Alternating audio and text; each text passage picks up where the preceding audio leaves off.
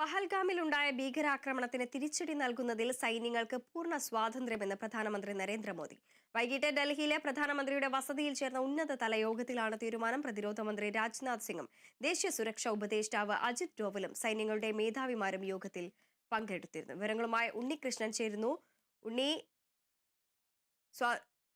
സൈന്യങ്ങൾക്ക് പൂർണ്ണ സ്വാതന്ത്ര്യമാണ് പ്രധാനമന്ത്രി നരേന്ദ്രമോദി നൽകിയിരിക്കുന്നത്. എപ്പോൾ എവിടെ വേണമെങ്കിലും വെച്ച് സൈന്യത്തിനെ തിരിച്ചടിക്കാമെന്നതടക്കമുള്ള കാര്യങ്ങളാണ് യോഗത്തിൽ തീരുമാനമായത്.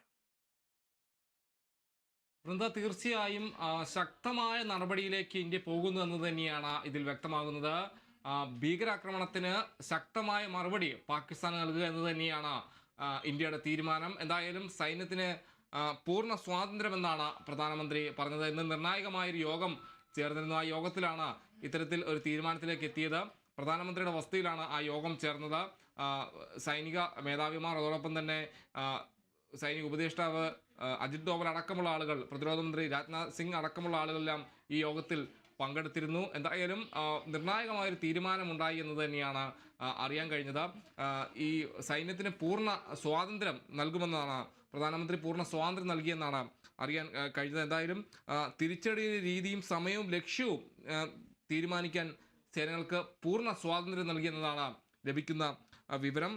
കൂടാതെ പ്രതിരോധ മന്ത്രി രാജ്നാഥ് സിംഗ്, ദേശീയ സുരക്ഷാ ഉപദേഷ്ടാവ് അജിത് ഡോവൽ, സംയുക്ത സേനാ മേധാവി ജനറൽ അനിൽ ചൗഹാൻ എന്നിവരുമായി പ്രധാനമന്ത്രി ഔദ്യോഗിക നടത്തിയ കൂടിക്കാഴ്ചയ്ക്ക് ശേഷമാണ്, അല്ലെങ്കിൽ കൂടിക്കാഴ്ചയിലാണ് ഈ നിർണായകമായ തീരുമാനമുണ്ടായത്. ഭീകരതയ്ക്ക് കനത്ത പ്രഹരമേൽപ്പിക്കുക എന്നത് ദൃഢനിശ്ചയമാണെന്നും സൈന്യത്തിൽ പൂർണ്ണ വിശ്വാസമുണ്ടെന്നും പ്രധാനമന്ത്രി പറഞ്ഞതായാണ് റിപ്പോർട്ടുകൾ പുറത്തു വരുന്നത്. എന്തായാലും ഈ യോഗം അവസാനിച്ചതിന് പിന്നാലെ ആഭ്യന്തരമന്ത്രി അമിത്ഷാ പ്രധാനമന്ത്രിയുടെ വസതിയിലെത്തി കൂടിക്കാഴ്ച നടത്തി എന്നൊരു വിവരം കൂടി പുറത്തു വരുന്നുണ്ട്. എന്തായാലും നിർണായകമായ നടപടിയിലേക്ക് രാജ്യം കടക്കുന്നു. കനത്ത തിരിച്ചടി തന്നെ നൽകുമെന്ന സൂചനയാണ് പുറത്തു വരുന്നത്. എന്തായാലും പാകിസ്ഥാന് കനത്ത പ്രഹരം ഈ ഭീകരാക്രമണവുമായി ബന്ധപ്പെട്ട് ഇന്ത്യയുടെ ഭാഗത്തു നിന്നുണ്ടാകുമെന്ന് തന്നെയാണ് പുറത്തു വരുന്ന വിവരം. എന്തായാലും അതിർത്തിയിൽ വലിയ രീതിയിലുള്ള പ്രകോപനം പാകിസ്ഥാന്റെ ഭാഗത്തു നിന്നുണ്ടാകുന്നു. പൂർണ്ണ നിരീക്ഷണം അവിടെയുണ്ട്.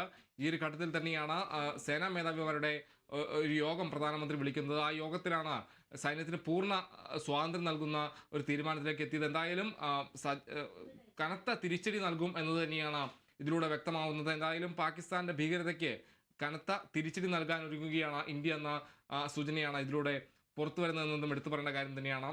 അതോടൊപ്പം തന്നെ നിർണായകമായ സുരക്ഷാകാര്യ സമിതിയുടെ യോഗം ചേരുന്നുണ്ട്. സുരക്ഷാ ക്യാബിനറ്റിൻ്റെ യോഗം നാളെ ചേരുന്നുണ്ട്. ആ യോഗത്തിൽ എന്തൊക്കെ തീരുമാനമുണ്ടാകുമെന്നതും ഇനി കണ്ടറിയേണ്ട കാര്യമാണ്.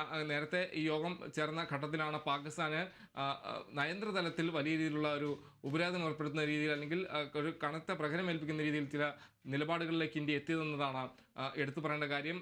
അതിർത്തി അടയ്ക്കുന്നൊരു നടപടി, അതോടൊപ്പം തന്നെ സിന്ധു നദീജല കരാർ മരവിപ്പിക്കുന്ന ഒരു തീരുമാനം, ആ രീതിയിൽ പാകിസ്ഥാന് ശക്തമായ തിരിച്ചടി ആ ഒരു ഘട്ടത്തിൽ നൽകിയിരുന്നു. ഇത് രണ്ടാമത്തെ സുരക്ഷാകാര്യ സമിതിയുടെ യോഗമാണ്, സുരക്ഷാ ക്യാബിനറ്റ് യോഗമാണ് പ്രധാനമന്ത്രി അധ്യക്ഷതയിൽ ചേരുന്നത്. ആ യോഗത്തിൽ എന്താണ് തീരുമാനമെന്നതും അറിയേണ്ട കാര്യം തന്നെയാണ്. രാവിലെ 11 മണിക്കാണ് യോഗം ചേരുക എന്നതാണ് അറിയാൻ കഴിയുന്നത്. എന്തായാലും അതിന് മുന്നോടിയായാണ് ഈ സൈനിക മേധാവിമാരുടെ യോഗം പ്രധാനമന്ത്രി ചേർന്നത്. ആ യോഗത്തിലാണ് ഇതിന് പൂർണ്ണ സ്വാതന്ത്ര്യം നൽകുന്നു എന്ന് പ്രധാനമന്ത്രി അറിയിച്ചത്. എന്തായാലും ശക്തമായ നടപടിയിലേക്ക് ഇന്ത്യ കടക്കുന്നു. ശക്തമായ തിരിച്ചടി പാകിസ്ഥാന് നൽകാനായി ഇന്ത്യ ഒരുങ്ങുന്നു എന്നതാണ് ഇതിലൂടെ വ്യക്തമാവുന്നത്.